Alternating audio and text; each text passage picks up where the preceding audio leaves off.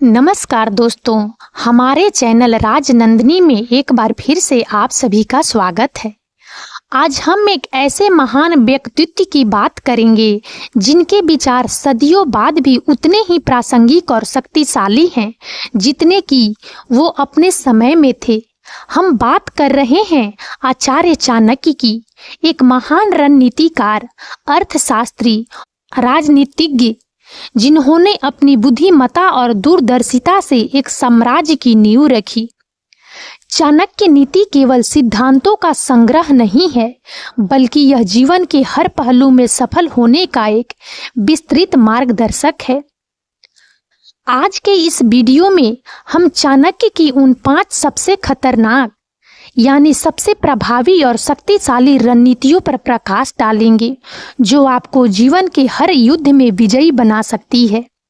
ये रणनीतियाँ आपको न केवल चुनौतियों का सामना करने में मदद करेगी, बल्कि आपको अपने लक्ष्यों को प्राप्त करने और एक सफल जीवन जीने के लिए सशक्त भी करेगी। तो चलिए अब आप सबका और ज़्यादा समय न लेते हुए इस वीडियो को शुरू करते हैं।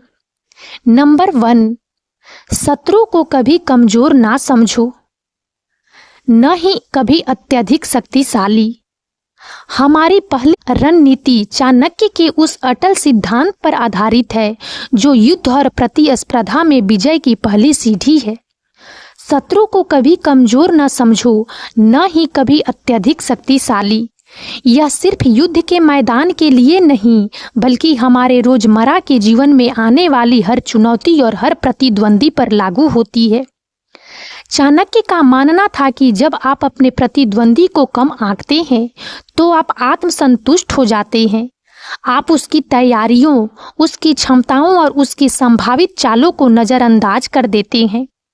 इतिहास ऐसे उदाहरणों से भरा पड़ा है जहां छोटी सेनाओं ने बड़ी सेनाओं को हरा दिया, सिर्फ इसलिए क्योंकि बड़ी सेना ने अपने दुश्मन को कमजोर समझा। यह गलती अक्सर भारी पड़ती है क्योंकि यह आपको आवश्यक सावधानी बरतने या पर्याप्त तैयारी करने से रोकती है। नंबर 2, अपने रहस्यों को गुप्त रखो।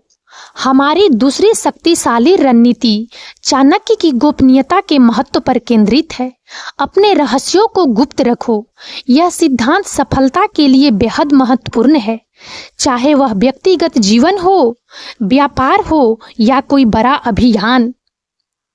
चाणक्य का मानना था कि जो व्यक्ति अपनी योजनाओं, कमजोरियों और इरादों के सबके सामने उजागर कर देता है वह स्वयं को असुरक्षित बना लेता है। आपकी योजनाएं, खासकर जब वे अभी प्रारंभिक अवस्था में हो, नाजुक होती है। यदि वे समय से पहले सार्वजनिक हो जाती है तो कई चीजें हो सकती है। पहला, प्रतिस्पर्धी आपकी चालों का अनुमान लगा सकते हैं।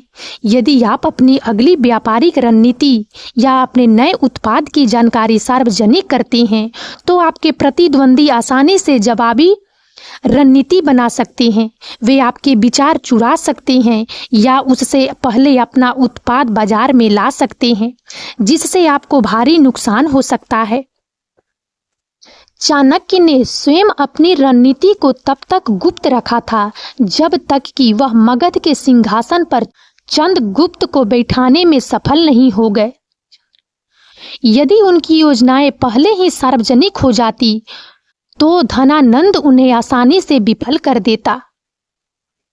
नंबर 3, समय का सदुपयोग और सही समय पर वार। हमारी तीसरी रणनीति समय के महत्व और सही अवसर पर कार्रवाई करने की कला पर आधारित है। समय का सदुपयोग और सही समय पर वार। चाणक्य का मानना था कि सफलता केवल क्षमता पर निर्भर नहीं करती, बल्कि सही समय पर सही कार्य करने पर भी निर्भर करती है।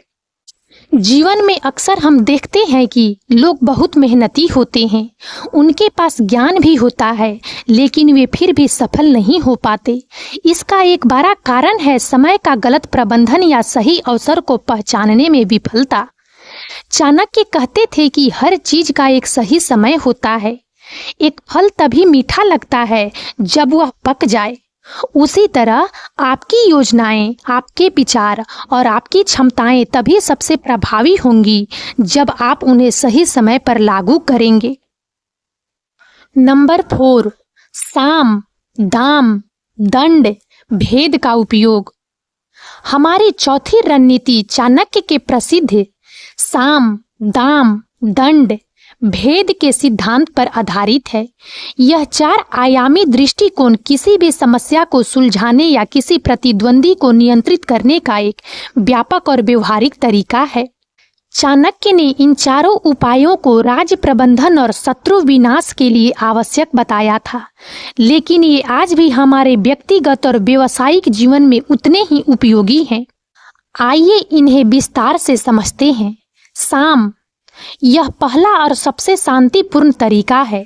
इसका अर्थ है बातचीत के माध्यम से समझा बुझाकर या सौहार्दपूर्ण तरीके से समस्या का समाधान करना।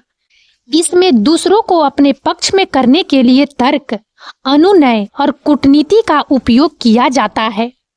दाम, धन या प्रलोभन। यदि साम विफल हो जाए तो अगला कदम दाम का उपयोग करना है। इसका अर्थ है धन, पद या अन्य प्रलोभन देकर किसी को अपने पक्ष में करना। यह रिश्वतखोरी नहीं है, बल्कि यह एक प्रकार का प्रोत्साहन या पुरस्कार है। दंड, दबाव या सजा। यदि साम और दाम दोनों विफल हो जाए तो चाणक्य दंड का उपयोग करने की सलाह देते हैं।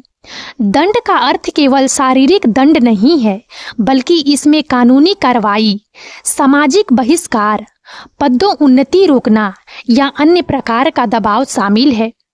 इसका उपयोग तब किया जाता है जब कोई व्यक्ति या समूह सहयोग करने से इनकार कर देता है या नियमों का उल्लंघन करता है।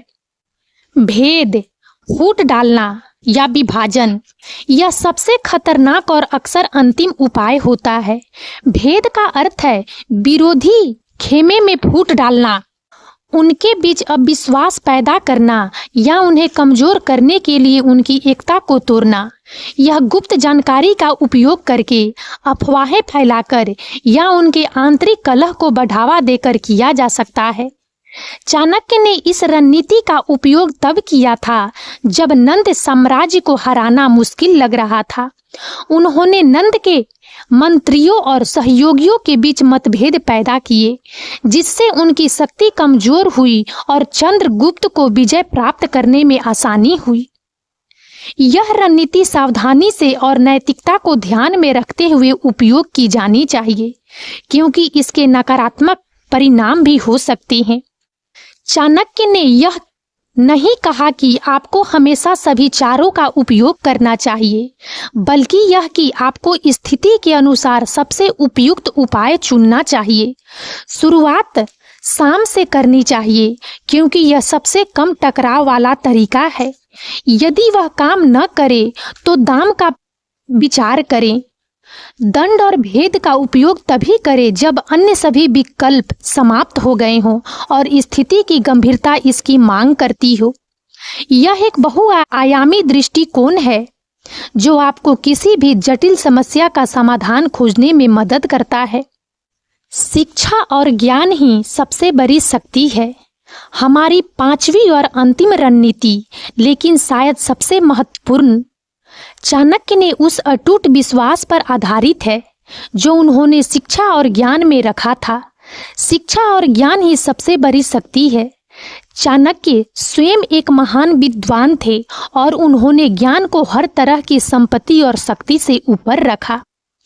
चाणक्य का प्रसिद्ध कथन है, अज्ञानता ही सभी दुखों का मूल कारण है।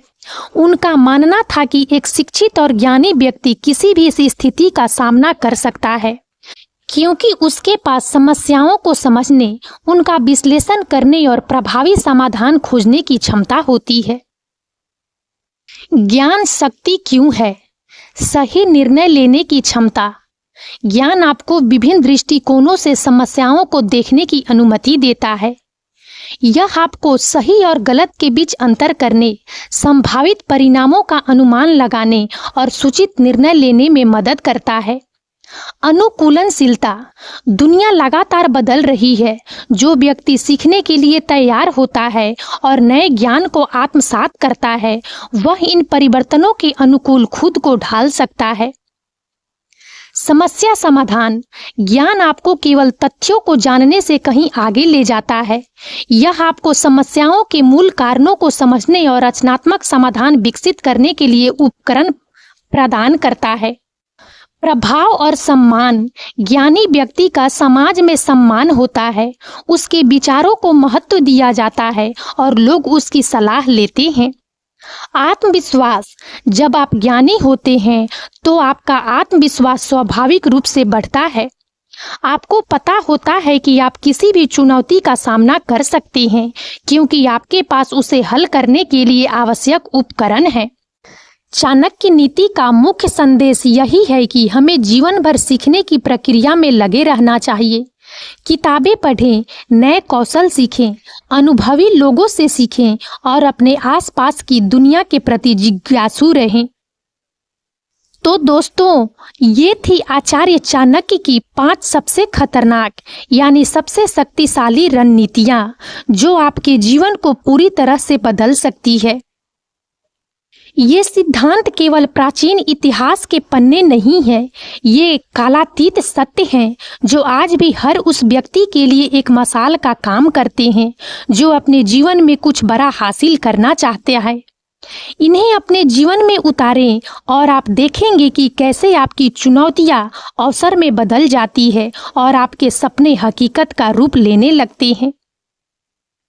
याद रखिए, सफलता कोई संयोग नहीं है, यह सही रणनीति, निरंतर प्रयास और अडिग संकल्प का परिणाम है। और अब इस वीडियो में इतना ही।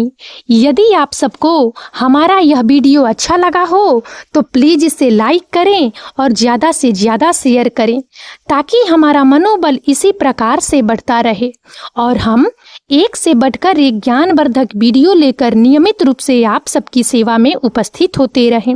और तब तक के लिए बने रहें हमारे चैनल राजनंदिनी पर। हम बहुत जल्द एक नए ज्ञानवर्धक वीडियो के साथ एक बार फिर से आप सबकी सेवा में उपस्थित होंगे। जय हिंद, जय भारत।